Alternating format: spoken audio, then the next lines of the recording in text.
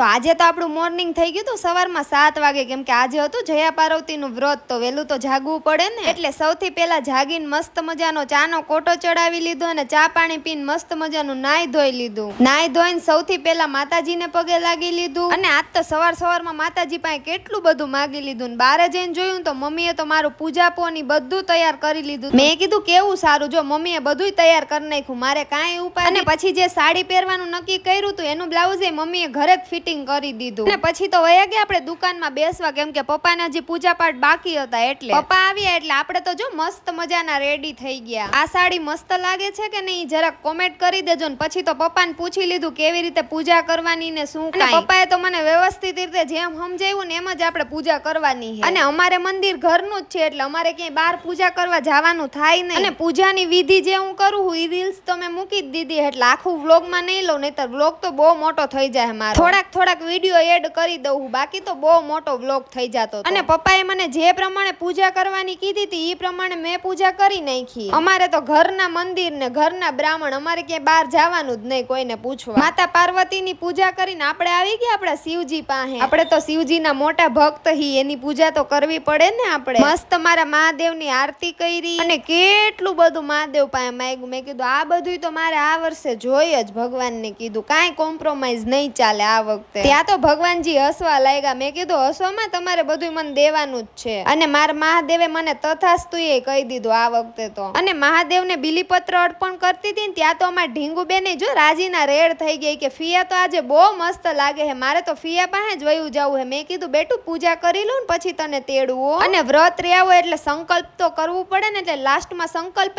કરી લીધો આપણે. અને નંદીજી પાસે માગીએ ને તો મહાદેવ તરત સાંભળી લે, એટલે આપણે તો નંદીજીને કેટલું બધું કહી દીધું. અને આજે જ મારે 24K ફોલોવર્સ થઈ ગયા, બોલો આટલું જલ્દી સાંભળી લીધું મહાદેવે મારું. પછી તો પૂજા કરીને ઘરે આવ્યા ને તો મમ્મીએ તો મસ્ત મજાનો ચા બનાવી રાખ્યો હતો, એટલે આપણે તો જો મસ્તીનો ચાનો કોટો ચડાવી લીધો. ચા પાણી પીવાઈ ગયા ને તો પપ્પા કે હાલ તારા માટે ફરાળ લેતા આવી. તમારા ઢીંગુબેન કે હું આવીશ ફિયા ભેગી. એટલે હું પપ્પા ને અમારા ઢીંગુબેન અમે તો વયા ગયા ફરાળ લેવા. પેલા તો ચેવડો ને વેફર લીધા ને પછી પપ્પા કે કઈ ફ્રૂટ ખાવું હે. મેં કીધું ના ના મારે જ કઈ નથી ખાવું. તોય પપ્પાએ તો ફ્રૂટ લઈ લીધું કેટલું બધું. ઘરે આવીને 2 દાણા ચેવડાના ને 4 વેફરના કટકા આપણે ખાઈ લીધા. અને મારા ઢીંગુબેને મારી યારે ફરાળ કરતી હતી. અને ભાઈ જો મારા માટે કેટલું બધું લઈ આવ્યો તો મેં કીધું હાલો પછી ખાઈશ, અત્યારે મારે જવાનું હે બારે. પપ્પા કે સીધ જવું હે. મેં કીધું ભાભીના ઘરે, તો કે જાવ. એટલે ગાડી લઈને ગાડીમાં પેલા પેટ્રોલ નખાવ્યું ને પછી પહોંચી ગયા અમે ભાભીના ઘરે. ને માસીએ તો જો મારા માટે લીંબુ શરબત બનાવ્યું હતું મીઠા વગરનું. મેં કીધું મને નહીં ભાવે. માસી તો કે આંખું બંધ કરીને પી જા. અને મીઠા વગરની તો કાંઈ પણ વસ્તુ નો જ ભાવે આપણને. અને માસી કે જમવાનું નો જમો ને તો હાલશે, પણ આવું પ્રવાહી પીતા રહેજો નતર નબળાઈ આવી જાય. અને પછી તો મારે ને ભાભીને જવાનું હતું એક જગ્યાએ શૂટ ઉપર, એટલે અમે તો જો અમારા લોકેશને પહોંચી ગયા. ત્યાં જઈને ભાભીએ જો કપડા ચેન્જ કર્યા ને અમે અમારું શૂટે ચાલુ કરી દીધું. અમે પટોળાનું શૂટ કરવા ગયા હતા ને ત્યાં પટોળા હતા એક નંબર, એક જોવો ને એક ભૂલો, એક જોવો ને એક ભૂલો, એવા મસ્તીના હતા. અને આ પ્રમોશનનો વિડીયો 2-3 દિવસમાં મારા ભાભીના આઈડીમાં આવી જાય તો જોવાનું ભૂલતા નહીં. અને હું ને મારા ભાભી બપોરે 1 વાગ્યાના શૂટ કરવા ગયા હતા તો ઠેઠ 3:30 થઈ ગયા. શૂટ કરવું કઈ હેલું નથી, 3 કલાક થઈ. પછી તો ફટાફટ ઘરે ગયા ને મમ્મીને કીધું મસ્ત મજાનો ચા બનાવી દે. એટલે આપણે જો પાછો મસ્તીનો ચાનો કોટો ચડાવી લીધો. તો આજ માટે આટલું જ. મળીએ કાલના નવા વ્લોગ સાથે. Tata bye bye guys.